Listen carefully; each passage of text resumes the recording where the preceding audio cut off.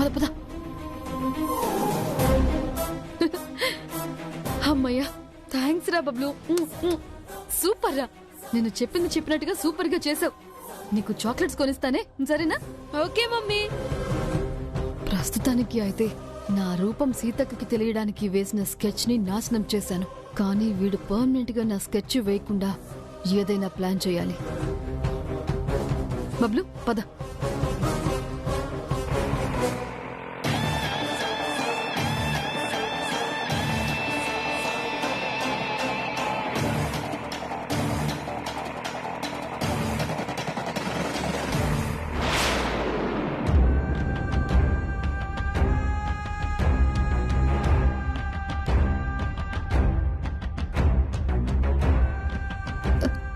నాకు మాట ఎప్పుడు తిరిగి వస్తుందో తెలీదు.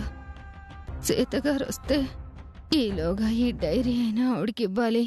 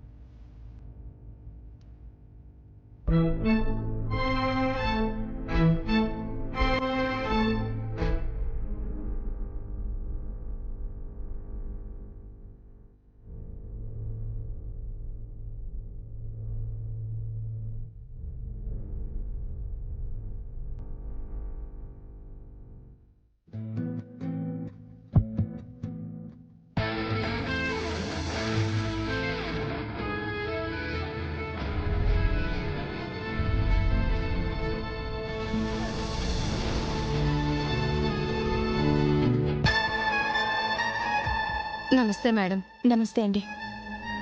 ఇప్పుడు పైడమ్మకి ఎలా ఉంది? కొద్దిగానైనా మాట వస్తుందా? ఇంకా లేదు మేడం, మాట అస్సలు లేదు. చేతులు కూడా సరిగా సహకరించట్లేదు. ఇప్పుడే నిద్రపోయింది, లేపుతానుండండి. వద్దులేండి, డిస్టర్బ్ చేయొద్దు.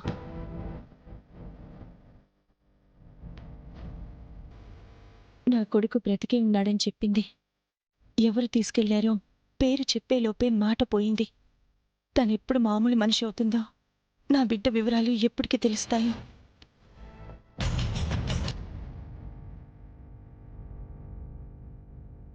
డాక్టర్, పైడమ్మ కండిషన్ ఏంటి డాక్టర్? ఎప్పటికి రికవరీ కావచ్చు? ఇప్పుడేం చెప్పలేమమ్మా, టైం పడుతుంది.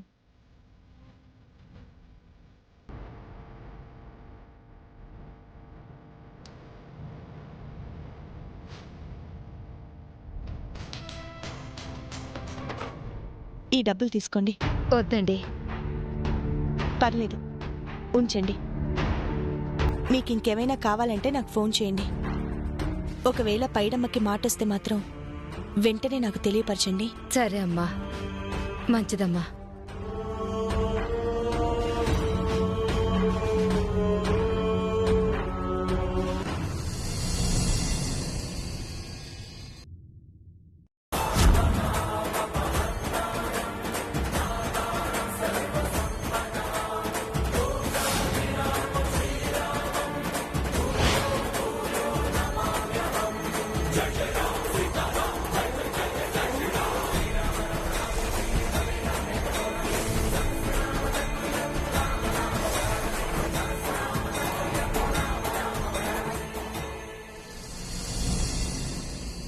హాయ్ రాము.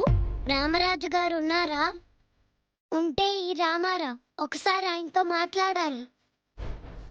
ఏందిరా పెద్ద మనిషి లేక మాట్లాడుతున్నావు?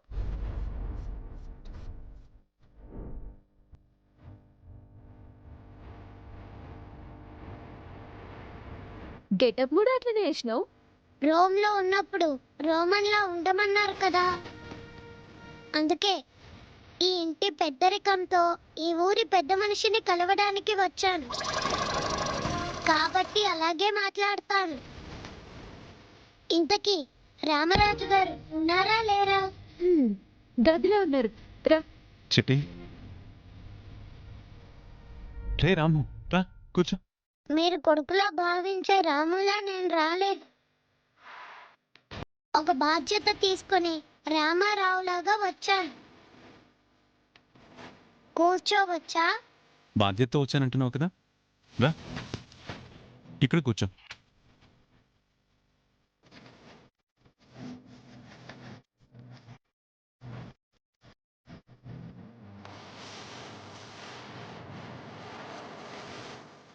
మీతో పర్సనల్ గా మాట్లాడాను. హ్మ్? మనిద్దరం మాత్రమే ఉండాలి. ఓరి బడవా, గింతలేడు పర్సనల్ గా మాట్లాడాలంట. అమ్మా చిట్టి, సమజైంది బావగారు, పోతున్నా.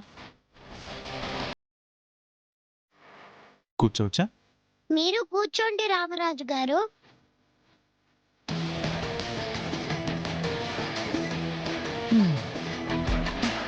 చెప్పండి పెద్ద మనిషి గారు. మీరు సీత గారిని ఎందుకు దూరం పెట్టారు రామరాజు గారు?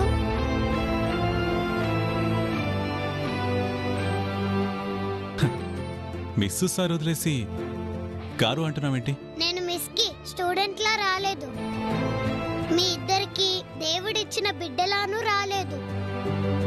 మీ ఇద్దరిని కలపడానికి వచ్చాను కాబట్టి గారే కరెక్ట్.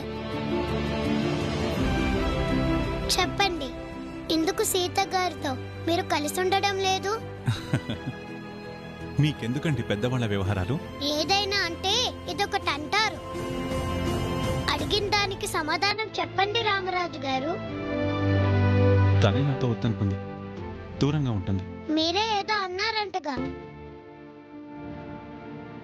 అందుకే సీత గారు ఫీల్ అయ్యి వాళ్ళ బామ్మగారి ఇంట్లో ఉంటున్నారంటగా. ఇది నిజమేనా? నేనేదన్నా మా ఇద్దరి మంచి కోసమేగా. మీరు మంచిగానే అంటే సీత గారు అది అర్థం చేసుకోకుండా చెడుగా తీసుకున్నారా? మీరు మాత్రమే కరెక్ట్ అయితే గొడవ వస్తుంది అంటారా?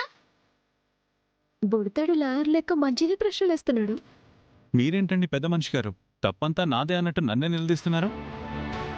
ఈ ప్రశ్నలేవో మీ సీతను కూడా అడగొచ్చు కదా. ఆవిడని అడిగేది అడిగాను. మీరు చెప్పేది చెప్పండి. మీరిద్దరు కలిసిపోతారా లేదా? ఇదే మాట సీతను అడుగు. తిరిగి నా దగ్గరికి రావడానికి నువ్వే ఒప్పించు. తను వస్తానంటే స్వాగతం పలకడానికి, యథావిధిగా నా భార్యగా స్వీకరించడానికి నేను సిద్ధంగా ఉన్నాను.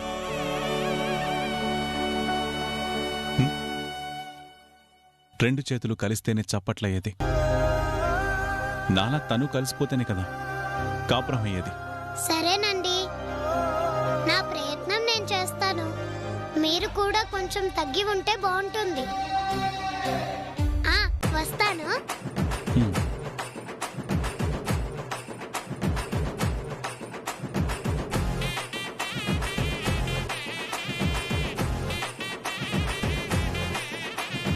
రామారావు గారు, పెద్ద మనిషి లెక్క మా ఇంటికి వచ్చిండ్రు. పాలు గాని జ్యూస్ గాని తాగి వెళ్ళొచ్చు కదండి. రామరాజు గారిని సీత గారిని కలిపేంత వరకు ఈ ఇంట్లో పచ్చి మంచినీళ్లు కూడా ముట్టను.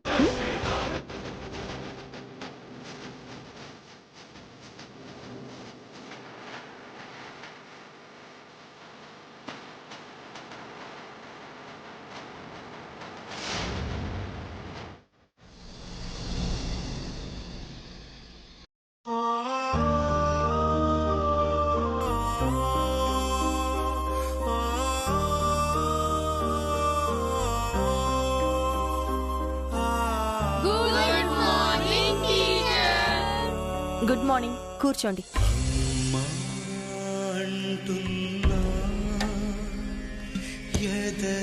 పిలుపులు నీవు వినలేదా? లాలి జోలాలి అని పాడితే నేను వినలేదా? తల్లి కొడుకుననే అనుబంధం అందరూ నోట్స్ రాసుకోండి. మమతే కరవైనా నా జన్మం వృధగా ముగిసేనా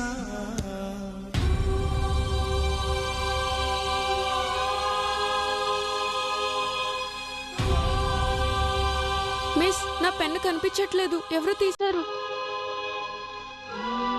మిస్ పెన్ టింకు తీశాడు. టింకు స్టాండప్. అడగకుండా పెన్ను తీయడం తప్పు. తన పెన్నిచ్చే. నేను తీయలేదు మిస్.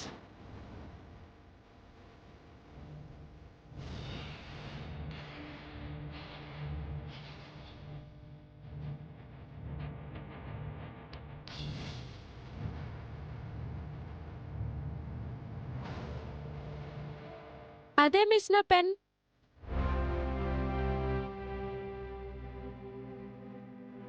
టింకు తన పెన్ తీసినందుకు 10, అబద్ధం చెప్పినందుకు 10, మొత్తం 20 గుంజిళ్ళు తీ.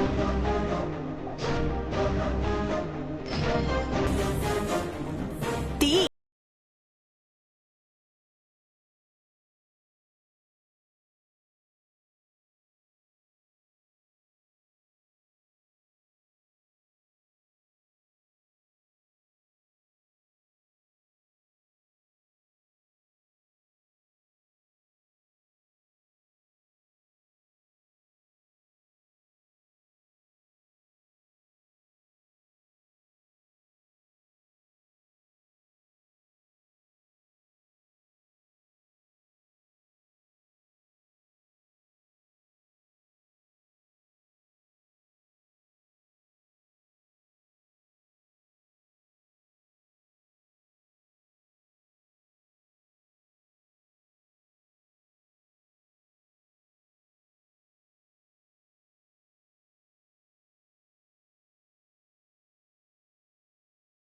కూర్చో.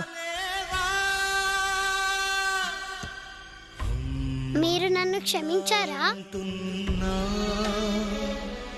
యద పిలుపులు నీవు వినలేదా సారీ మిస్, నేను అలా చేయడం తప్పే. కానీ మీరు సార్ కలిసిపోవాలని అలా చేశాను. పెద్దవాళ్ల విషయాల్లో నువ్వెందుకు తలదూరుస్తున్నావు? మరి పెద్దవాళ్ళు చిన్నపిల్లల్లా గొడవ పడుతుంటే ఏం చేయమంటారు మిస్? మీరిద్దరూ అంటే నాకు చాలా ఇష్టం. మీరు అలా దూరంగా ఉంటే నేను ఉండలేకపోతున్నాను. నేనేమైనా కావాలని దూరంగా ఉన్నానా? ఆయన తప్పు చేశారు కాబట్టే ఉన్నాను. రామరాజు సార్ని కలిశాను మిస్. గట్టిగా మాట్లాడాను. 2 చేతులు కలిస్తేనే చప్పట్లు అంటున్నారు మిస్. ఆయన చేతిలో మీ చేతిని కలపొచ్చు కదా మిస్. రాము, పెద్ద పెద్ద మాటలు మాట్లాడొద్దు. వెళ్ళి కూర్చో. కూర్చోమంటున్నానా? వెళ్ళు. వెళ్ళి కూర్చో. వెళ్ళు.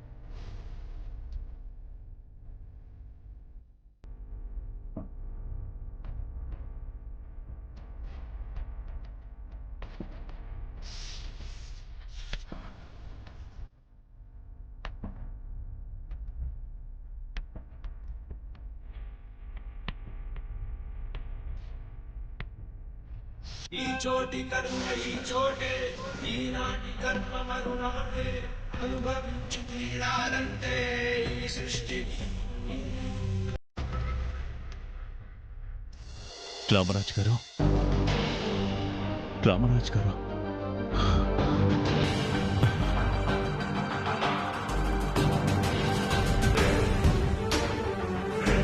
మా అయ్యగారికి అమ్మగారికి మధ్య పెట్టిన చిచ్చు 7 ఏళ్ళైనా ఇంకా అలాగే ఉంది. మళ్ళీ ఎందుకు వచ్చావు? నేను పెట్టిన చిచ్చు కార్చిచ్చులా నా జీవితాన్ని దహించేస్తుంటే తల దించుకుని ఈ ఇంటి గుమ్మ ముందు నిలబడ్డాను. ఒక్కసారి రామరాజు గారితో మాట్లాడాలి. ప్లీజ్ పిలుస్తానుండు.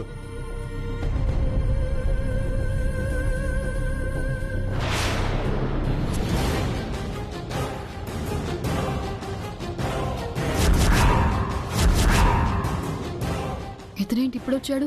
కొంప తీసి చేసిన తప్పుకి పశ్చాత్తాపడి వచ్చాడా ఏంటి?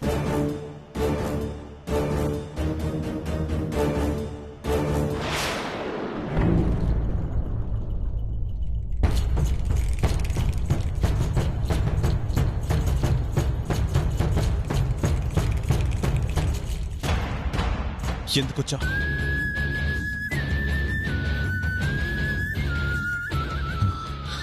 ఇప్పటికే మానసికంగా చచ్చిపోయాను రామరాజు గారు. మనిషిగా కూడా ఇక మిగలనేమో అని మీ ముందుకొచ్చాను.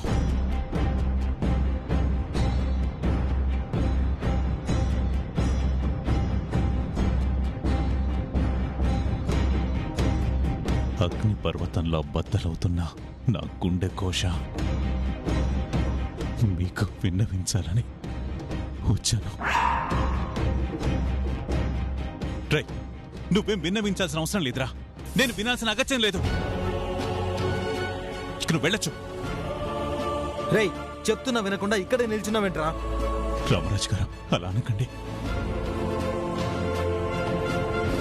ఒకే ప్రాణంగా మెలిగే మీ భార్య భర్తల మధ్యన నా వల్ల ఆఘాతం ఏర్పడింది.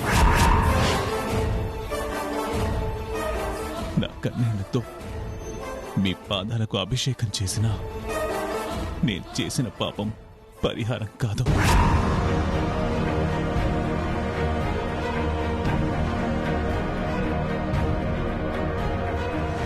వామ్మో, వీడిప్పుడు నిజం చెప్పేస్తే బావగారు కరిగిపోయి అక్కని తీసుకొచ్చేస్తారు. ఎలా అడ్డుకోవాలి? ప్లీజ్ రామరాజు గారు, నేను చెప్పేది కొంచెం వినండి. ఆ తర్వాత మీరు నన్ను చంపినా కూడా చావుని ఆనందంగా స్వీకరిస్తాను.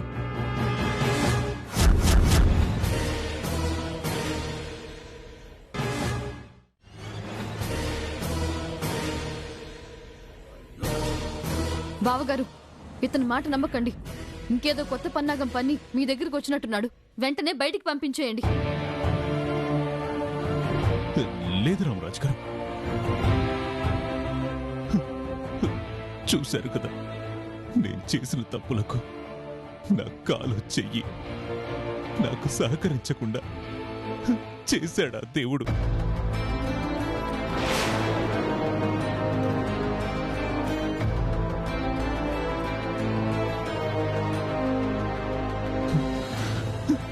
గత కొన్నేళ్లుగా ఇలాంటి దెబ్బలు ఎన్నో తింటూనే ఉన్నాను. ఇప్పటికీ నేను మారకపోతే ఇంతకంటే దీనమైన స్థితిని నేను అనుభవిస్తాను.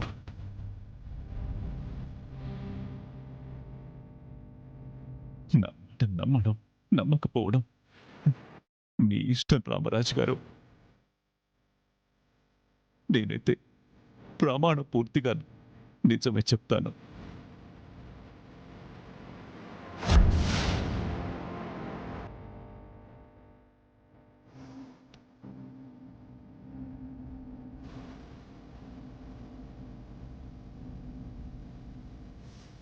సార్ లోపలికి రా. వద్దు రామరాజు గారు, మీ ముందు నిలబడే అర్హతని పోగొట్టుకున్నాను.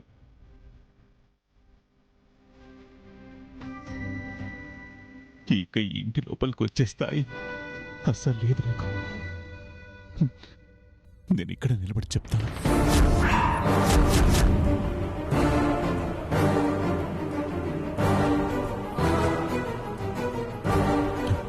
రామరాజు గారు, 7 ఏళ్ల క్రితం నా కళ్ళు కామంతో మూసుకుపోయి నేను చెప్పింది అందరూ వినాల్సిందే అనే అహంకారం నరనరారా జీర్ణించుకుపోయి నాకు లొంగలేదన్న కక్షతో సీతగాన్ని కిడ్నాప్ చేశాను.